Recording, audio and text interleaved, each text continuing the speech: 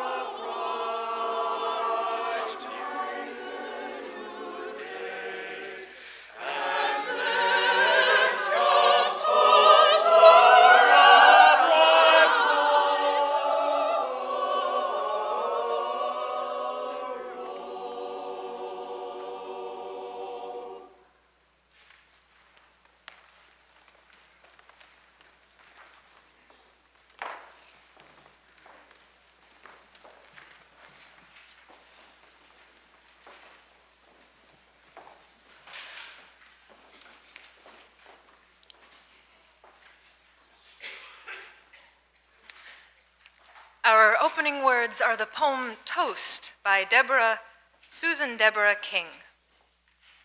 Toast. It's worth getting up for.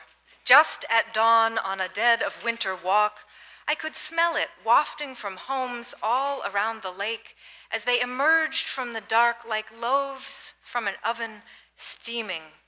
Is there an aroma more divine than that of bread warming? Bread browning, crisping for the spread of butter and marmalade, the sprinkling of sugared cinnamon. Whatever terrors the night might harbor, how bad can it get if hot slices stack our morning plate, the white ones patterned with cobalt blue? It's what in the current vernacular will all eventually be. A pleasant redolence rising and haloing, a roughed up frozen expanse. For such days we make not too burnt offerings of thanks, we raise our glasses of juice. Our first hymn this morning moves us along from out of the dead of winter walk and hopefully a little bit more towards spring. It is number 38, Morning Has Broken.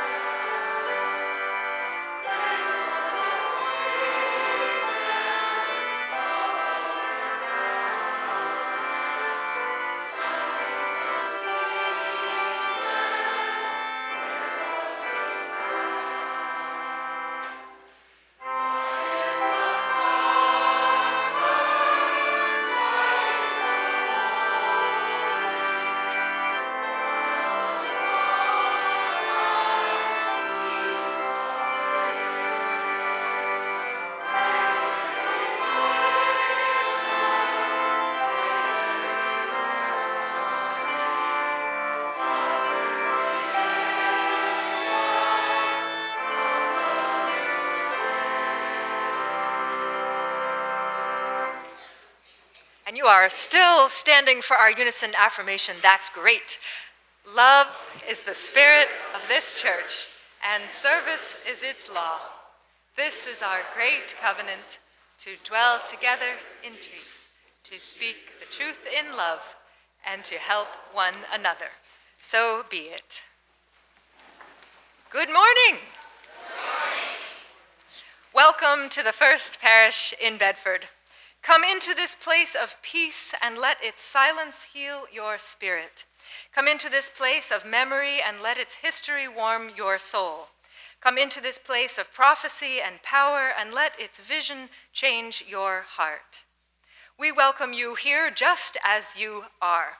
If your back is still sore from all that shoveling or giving piggyback rides during school vacation week, maybe someone in your pew wants a massage.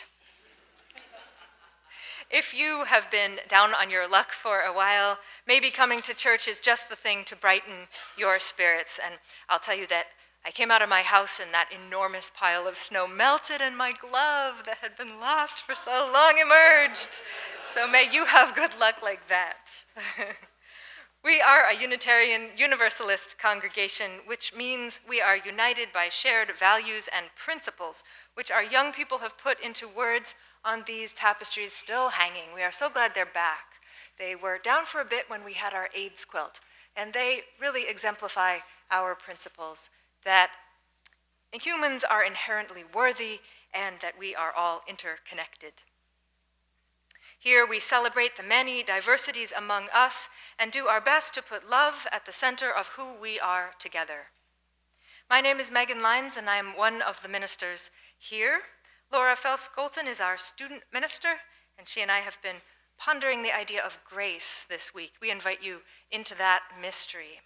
And I would like also to introduce to you Jim Swist, who you've been hearing already. Jim, we're so glad you're here among us. Welcome.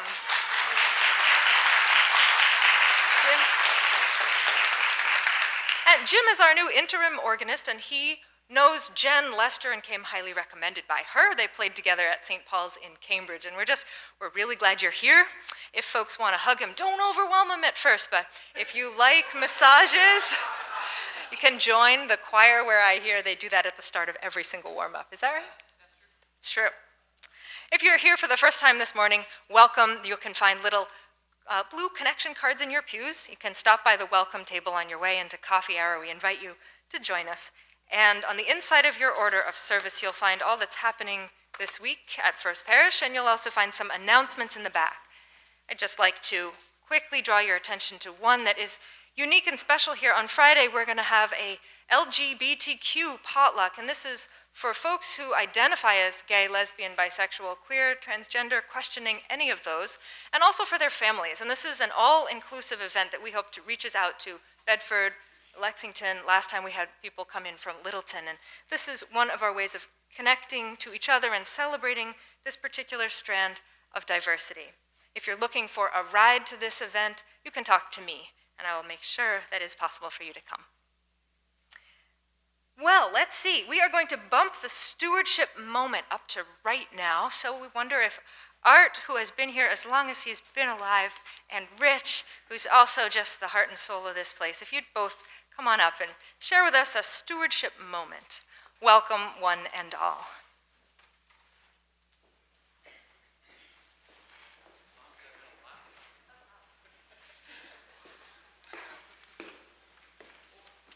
Good morning. Hi, quiet. My introduction to this beautiful meeting house was in September of 1942. Suffice it to say, I was a bit younger than I am today. My mom and dad longed for suburbia, and having been devotees of the Universalist church in Somerville, their criteria included the desire to find a similar bunch, along with a train line stop no further than 18 miles from Boston. We arrived in Bedford and quickly found this place, although my mom was a bit more endeared toward the Congo up the street, she having been raised in high, pot-swinging, not pot-smoking, Episcopal Church in Medford. My connection, my sense of connection, my desire to be and stay connected to this place runs deep in my veins and deep into my spiritual being. Whoever made up the unison affirmation was speaking directly to me. The words service and help are embedded in my family tree. I was here when there were no ministers, no RE directors, no administrators, and often no heat. My brother Carl and I used to ring the bell on Sunday morning. My mother sang solo up here most Sundays. There was a black chair back there she used to sit in. Dad and Carl and I were sextons for a few years. We kicked the furnace, we vacuumed the sanctuary rug, and we shoveled the walks in the winter. When Dave Weisbard decided to continue his ministry in Illinois and we were facing having no minister, bunches of us jumped at the chance to run the place ourselves. In fact, some of us were overjoyed that it was taking a while to find another minister. One of my most touching moments about that period in this place is when Bill Scholes and I, a year or so ago, had a letter exchange where I confessed how angry and unmoved I was about his candidacy for ministry here. At that time, I saw him as arrogant. The upshot of my letter to him was to not only confess, but to forgive him for being the subject of my own projections, and to let him know how proud I was and am to this day of the career path he has followed. He in turn wrote back to me appreciatively and described how poignantly, how frightened and excited he was then, and scared he would not be accepted. Where else can we find a place where love is the spirit, including the right to confront, confide, and resolve our relationships? It was never the exception to do things ourselves. We always stepped up to the task and we kept the place running. We take helping one another to heart. I think it is important to remember that if we didn't come here, there would be no motivation to help one another. We come here with the expectation that we will be here, it'll be warm, and there will be coffee. We expect that when the collection has been taken and that next hymn is sung, that someone is going to stand up and inspire us to the greater good. We expect that when Lisa and a kid light the chalice and leave the sanctuary with all those other magnificent kids, that loving and caring souls will be waiting to show them the way. This is all about stewardship. I sometimes hear the rumblings of a conversation about how best to honor those among us who pledge big time. Should we single out a group of individuals who have the wherewithal to donate large sums of money to the church? I love this conversation for a couple of reasons. One, it means there are those among us out there who can donate large sums of money. Two, I love the honor of those who are willing to sacrifice their hard-earned cash. I detest this conversation for a couple of reasons as well. What is the definition of large sums of money? It seems to me that the challenge is large in relation to what? Is what I can afford of less value for the cause? The other reason is that I hate feeling left out. It's my problem and I know it. But anything that raises the level of appreciation for monies above the limited contribution I can manage brings out my pity pot. Sorry. Finally, the reason I tend to avoid this conversation is that I believe it is not resolvable. There is no right action, no appropriate way short of simply saying thanks to everyone. And that often dilutes the honor, I know. So what do? We keep on trucking. I, for one, want to extend to all of those who pledge and pay my deepest appreciation. I, for one, want to extend to all of those who participate in any and all of the various roles one can play my deepest appreciation, and those also to those of you who can do both. I would caution everyone, however, about what my buddy Rich often says. If you can't afford it, you can't have it. He also says you have to show up when you say you will. I say stewardship is about giving what you can, showing up, and doing what you can. I love you all so much.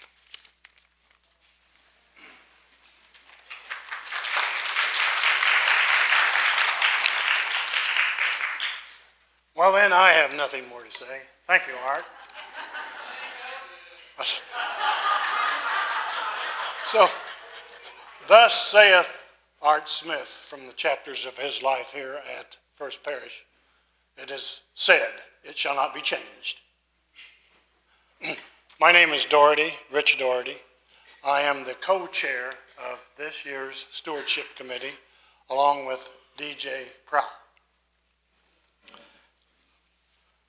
Bill Ingram, Renu Bostwick, Lee Vorder, Abby Hafer, Jeff Spears, and Christine Murphy are also members of the Stewardship Committee. Artie said it quite aptly, stewardship is tending to something you care about. We tend to First Parish with our time, our talent, there's a bunch of it up here, and our treasures. This is the period of time every year that we sort of focus on treasures. But if that's all we focused on, we wouldn't be worth a powder it would take to blow us up. But that's what this year's Stewardship Committee is doing right now. This free pulpit is open for people such as Artie for the next 5 Sundays to get up and say what you would like about First Parish, why it's important to you, what you might want to change about it, but things that you think people ought to hear so that we can appreciate that we're all in this boat together. So the Stewardship Committee typically meets every Sunday at 12:45 in room LO2. Come and tell us what you would like, and if you would like, see one of the 8 people, including myself, that I mentioned to volunteer for a stewardship moment. This is the kickoff Sunday. Megan, thanks for this time.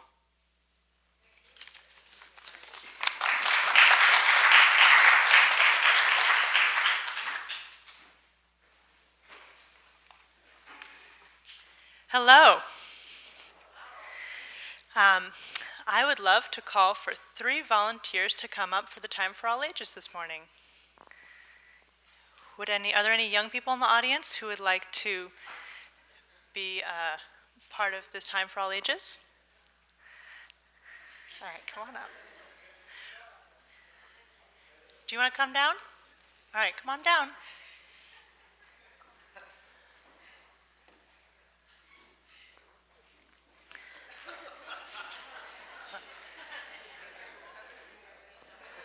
It's so good to have willing volunteers.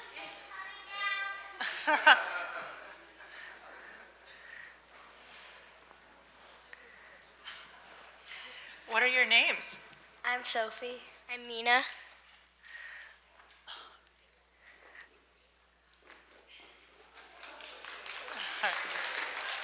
Here. Oh, thank you for joining us. And what are your names? Rylan. Taylor. All right. 4 volunteers. This is great.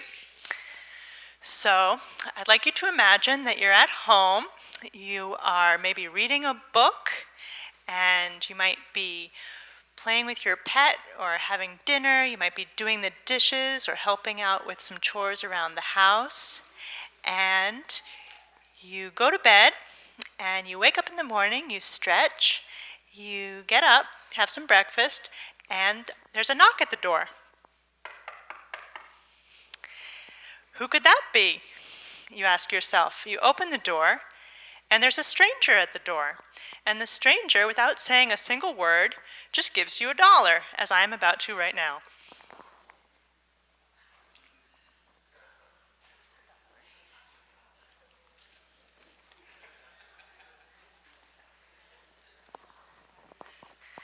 How do you feel? Happy. It's nice to get $1 for no reason, isn't it?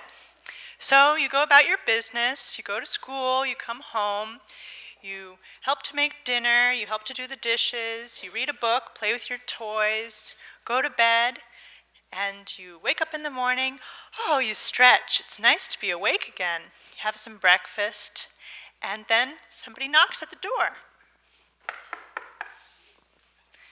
Who could that be? So you go to the front door, you open the door, and there's a stranger. It's the same stranger as before. And without a word, they give you another $1.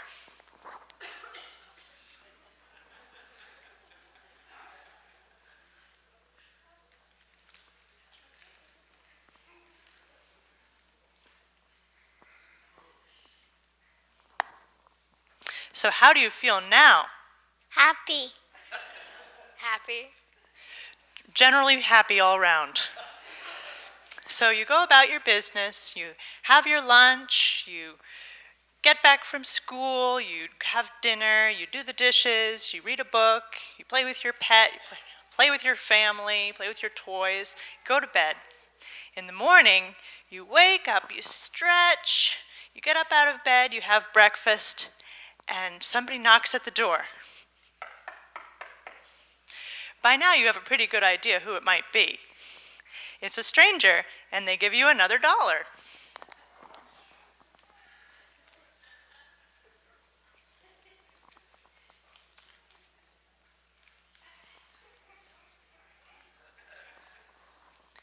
For no apparent reason. This stranger just really likes you.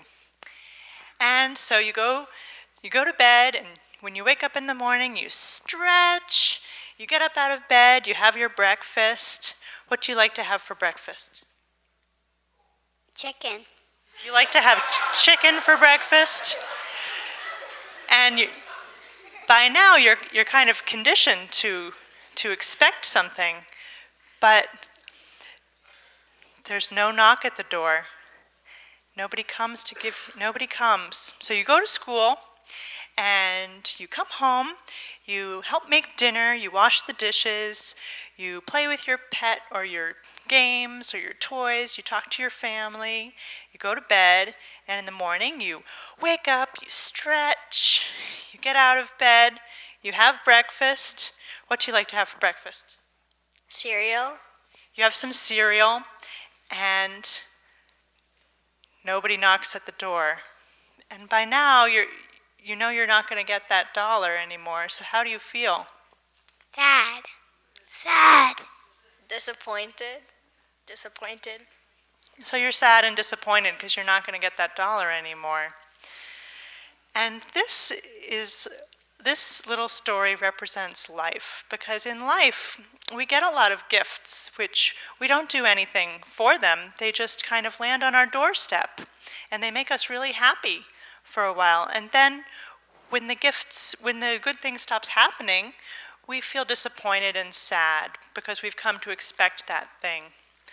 But what if instead of being disappointed and sad, we tried to think about those gifts as grace, or as gifts of the universe, little things that come to us sometimes that we can't always count on, but blessings that we have the responsibility to use to help others. So these dollars that you've been given from the church, they're like grace. They're yours to do with as you will, to keep or to give to others. So thank you so much for being a part of this Time for All Ages. And now the kids and their leaders will go to RE, and the rest of us will sing Spirit of Life.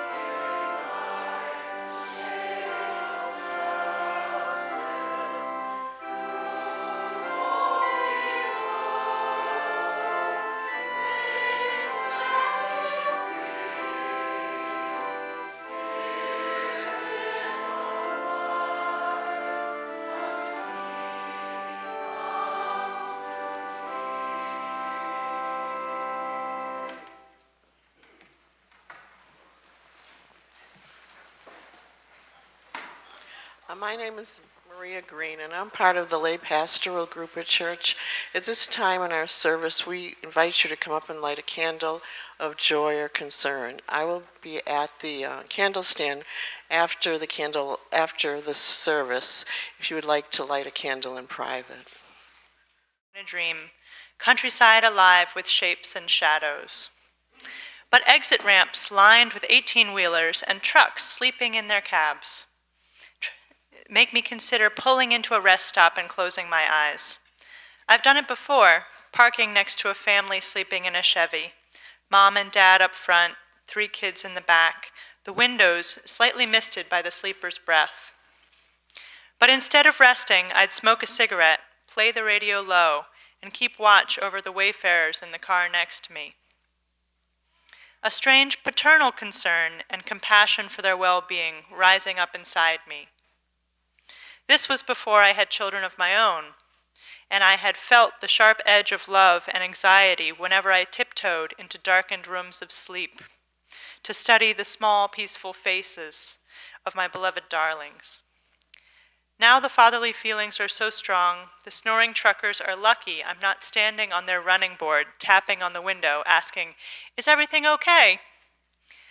But it is. Everything's fine.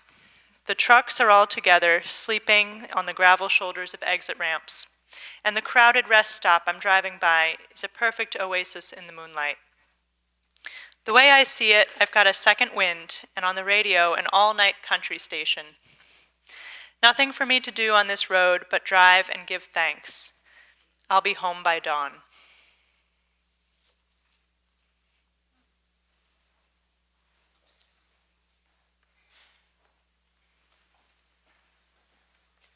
Well, Rich and Art really said it the best, so we won't repeat it again, but think of all of that in your heart as you ponder the chance to give here to this community we love so well. So freely we have received, freely may we give. The morning's offering will now be gratefully received.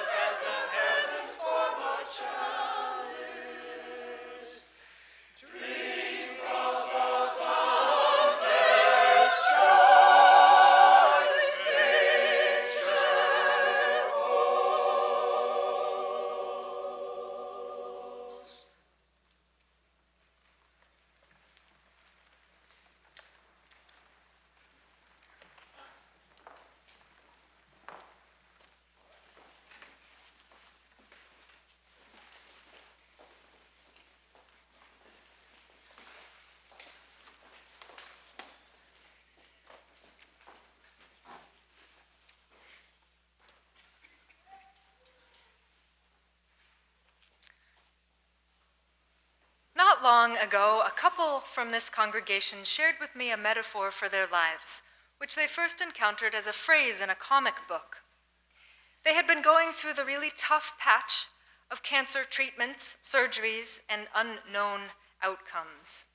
The months of uncertainty yawned before them as they bumbled through the days.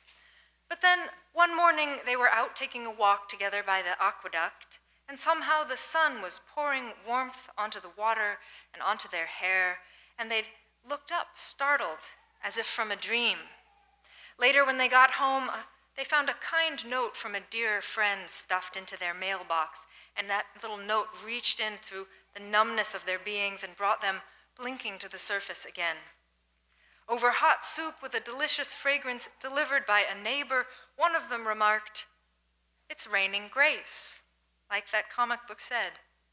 And later at dinner time, when the sky turned purple and pink, "It's raining grace again." I was surprised at first that two First Parish humanists chose those words for their experience, but I have come to understand that the word grace is too big to be harnessed by any one religious vantage point. Grace for this couple was their awareness of goodness falling down upon them as they traveled through the danger and numbness of their daily lives. Raining grace. I like it. This week, Laura and I have been thinking together about grace, and we invite you into that mystery with us. We started from the personal experiences we've each had with the natural world, grace as a free gift in our life, kind of like getting $1 and then being able to decide, oh, what should I do? Something for me, or should I give it away? And there's not always a right answer with that one, but unearned gifts that you just receive as a mystery from the universe to you. We talked about grace as a transforming presence, grace in the natural world, graceful people. And then the Olympics started, and all my hopes of becoming a graceful person kind of went out the door. Those people with their foot above their head, and it's like up here. How did that even happen? So Laura and I will share this reflection together. We'll explore grace from different vantage points. It turns out that she and I share some of the same ideas about grace, and that we have different ideas as well. Sounds like all of us. The word has many meanings, and it can even change for each of us throughout our lives. No two people have the same idea of grace. No one can define it for you. And as you will see when we share a little bit from some theologians, their ideas may resonate with you or they may not. In our discussion, we each began by unpacking experiences of grace in our lives, personal experiences that changed us. Here's one of mine. You may have heard me talk about how I live with my best friend, Nazish. She came here 7 years ago from Pakistan to go to grad school at Brandeis and hasn't been home since. Every Saturday, her big, warm family comes on Skype, and all of us talk for hours. At some point in the conversation, Nazish's mother excuses herself for prayers. A practicing Muslim, she prays 5 times a day, and each one of those prayer cycles, each one of the 5, includes specific recitations from the Quran and motions, standing and bowing, sitting and touching one's forehead to a prayer mat. At the end of each one of those required rounds of prayers, she then, by her own extra choice, adds one prayer for each of her 4 children. And when she is finished praying for them, she adds one for me. She stands, bows, sits, bends to the mat, over and over again with my face in her mind, 5 times a day, every day. She prays for my well-being, for my health, and for my family. She thanks God that her daughter far away has a friend to be with, and that she herself has another daughter to love. By now, she has gotten down on her sore old knees to pray for me 12,775 times, and we have never even met in person. I cannot imagine what I did to deserve the gift of her love. Theologian Frederick Buechner defines grace in this way. Grace is something you can never get, but only be given. There's no way to earn it or deserve it or bring it about any more than you can deserve the taste of raspberries and cream, or earn good looks, or bring about your own birth. Somebody loving you is grace. Loving somebody is grace. This is only one kind of grace, of course, but it is for me the kind of grace that has made me want to be a better person, to be kinder, more patient, more forgiving of others. And what does it mean to you, Laura? When I think about grace, I think about all the graceful people that I've known in my life, men and women, role models, teachers.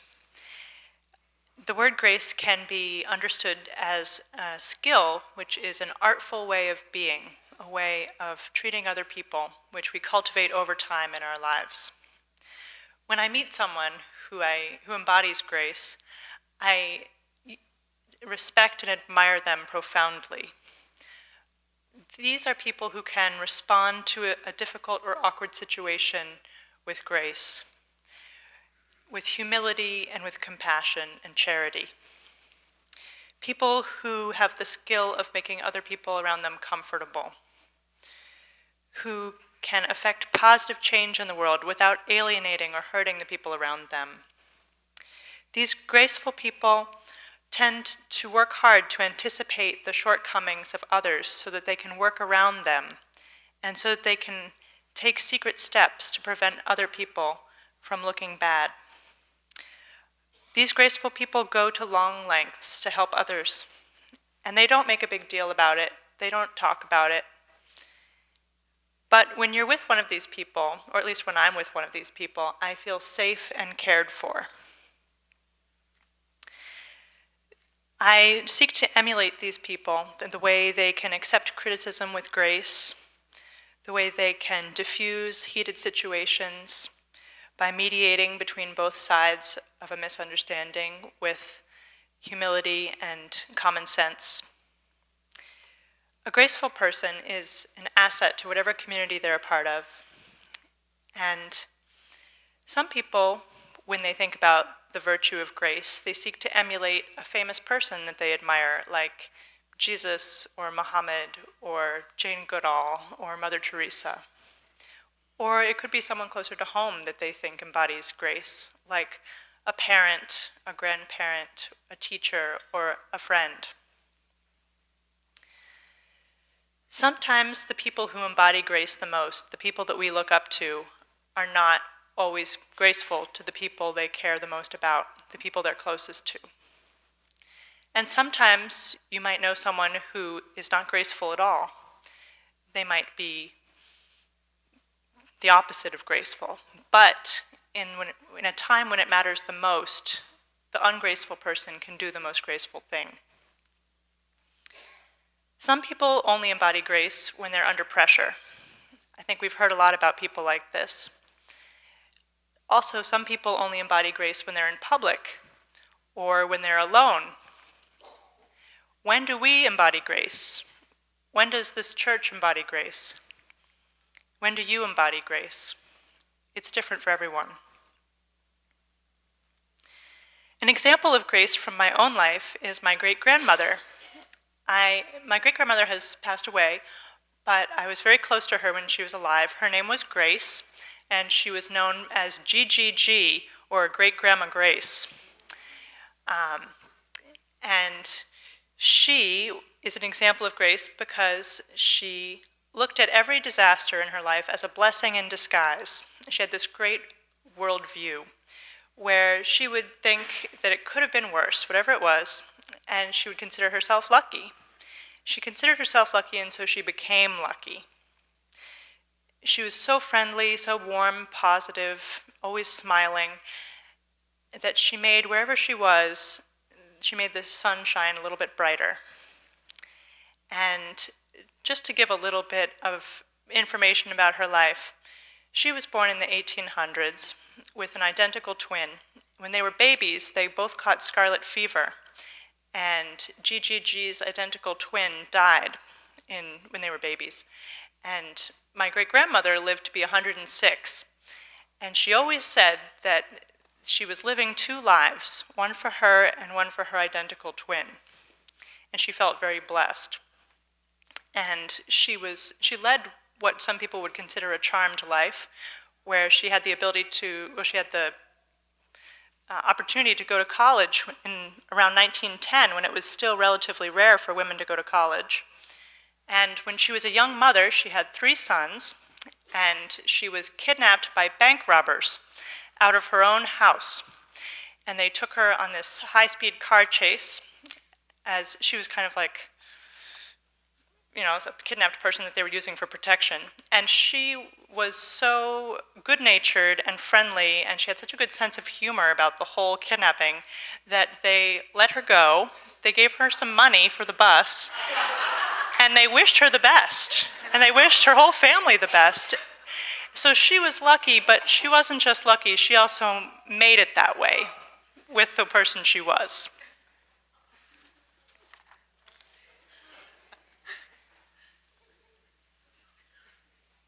Forget the glove in the snow. Kidnap me? No. The word grace has some particular religious history and context, especially here in New England, where the Calvinist waters run deep.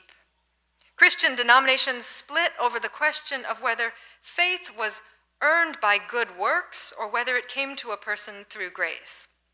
The heart of the question for people of faith through many generations was, will I be saved because of my good works in my lifetime, or will I be saved even though I have fallen short and am not worthy?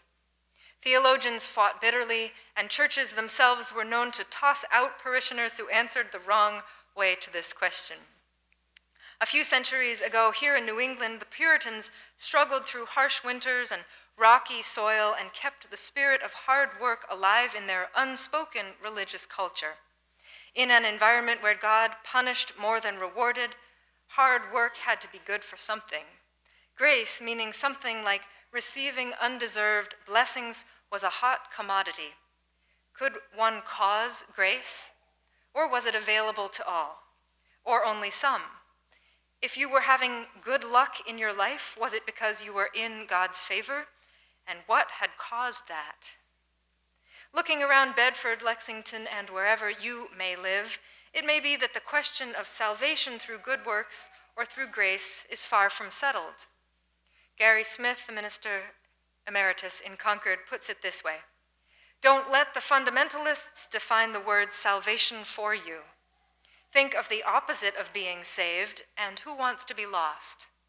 Think of trying to find your way home, and then consider our technique for finding our way.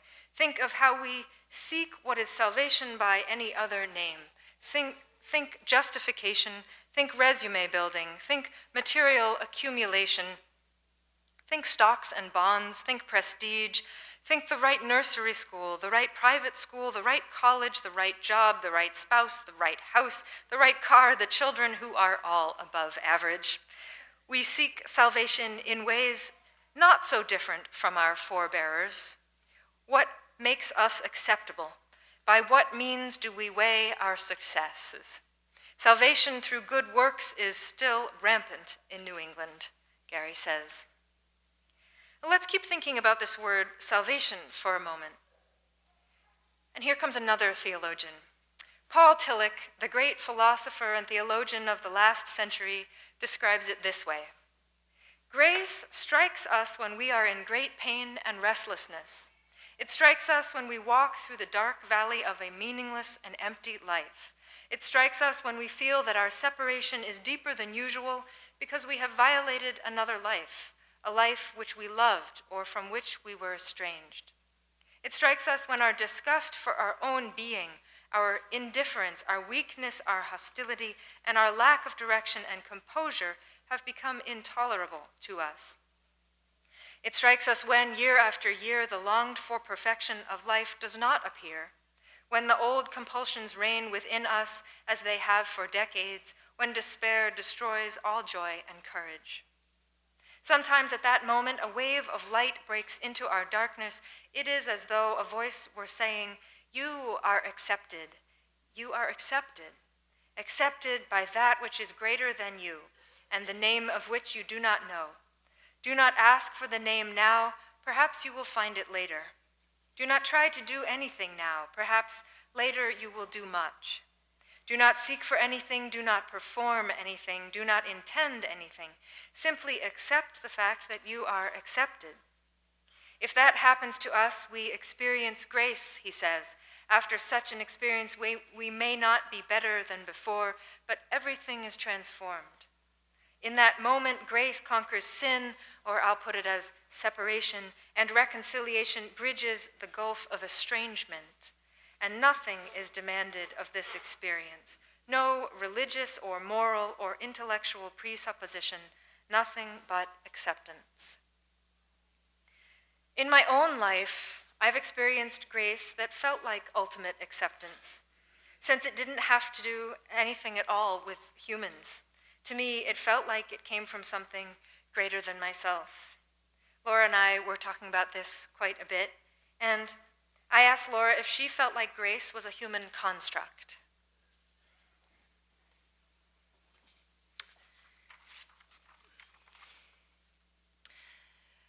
I think that you can take the word grace and you can understand it as a human construct to describe a human feeling of having instances of serendipity, beauty, comfort, or safety.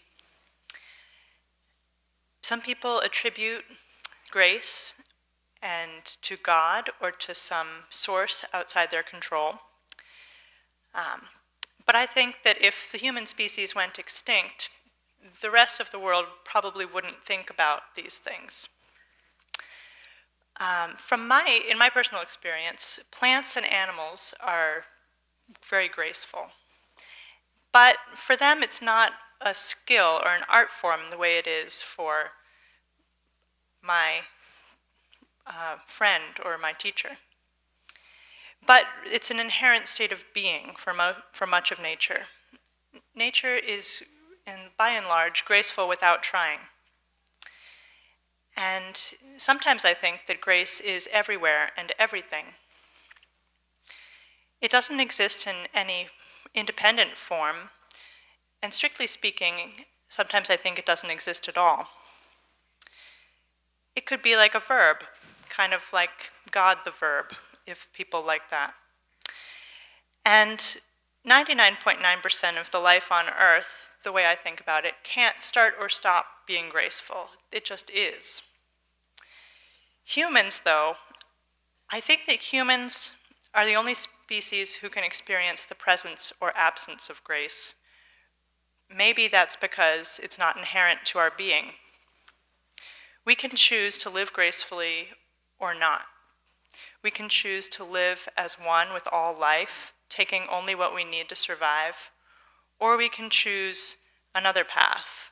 We can hurt others and degrade them and torture them for our pleasure. And the secret, at least for me, is that the human grace that I strive to emulate and the grace that is in everything I see in nature is connected. Connected maybe in a different way for everyone. I find that I can learn a lot about human grace and a lot about myself from being in nature, from being outdoors, surrounded by my garden, the woods, a park. Nature has a lot to teach us about grace. If we take a break from the fast pace of our lives and for a while move at the slower pace of nature. If one thinks about grace as a surprise blessing, I notice that type of grace happening in my life when I change the way I think about my expectations. When I think about every day as being my last day, and then I'm pleasantly surprised the next morning that I'm still alive, I feel so lucky. And it sounds kind of depressing and pessimistic to think you could be dead the next day, but it's actually very gratifying, at least I find. Ordinary things that I used to take for granted start to feel like miracles, and I just feel so protected and safe, and my life starts to feel like a charmed life. when I stop expecting good things to happen.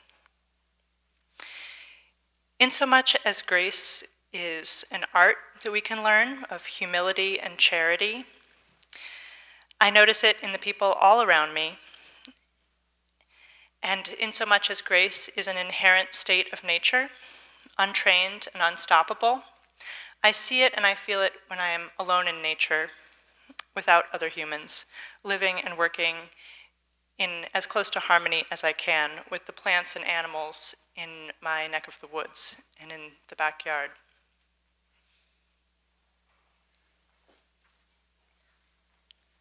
Here this morning, we've talked about grace raining down as surprise gifts of awareness, or coming to us from other humans when we have done nothing special to deserve it. We've talked briefly about the history of being saved by works or by grace. We've talked about the natural state of the universe and how plants and animals don't try to be graceful, but just are.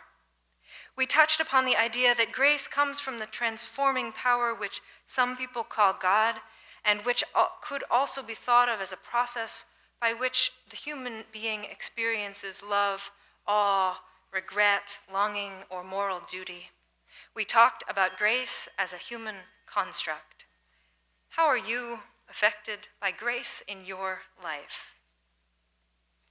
Lastly, in our discussion this week, Laura and I talked about the song Amazing Grace. It's so familiar to so many of us.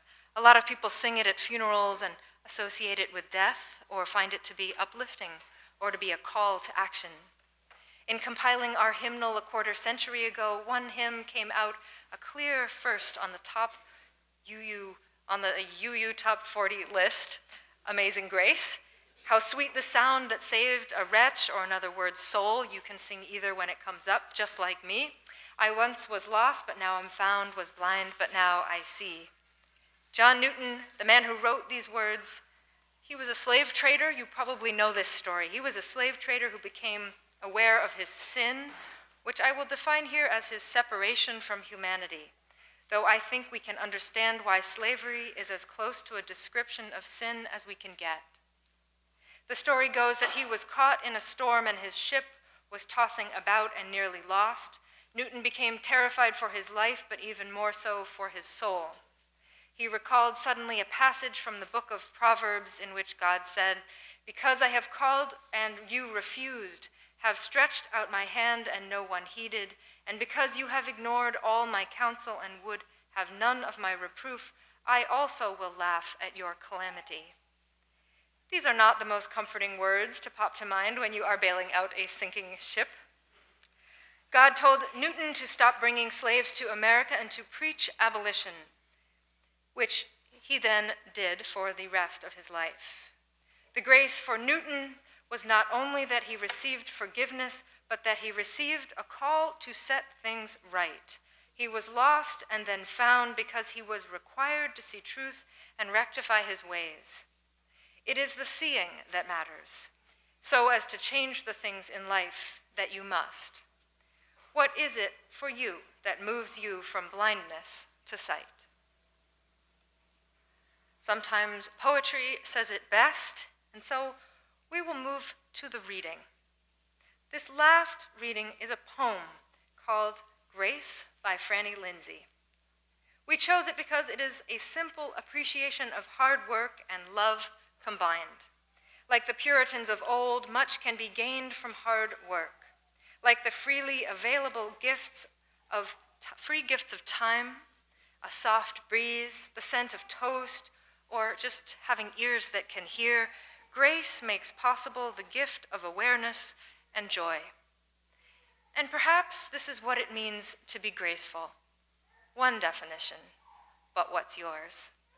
To take that which is freely given, receive it with humility, appreciate the good in it, and when the time comes to manifest its beauty, to do just this. Grace by Franny Lindsay.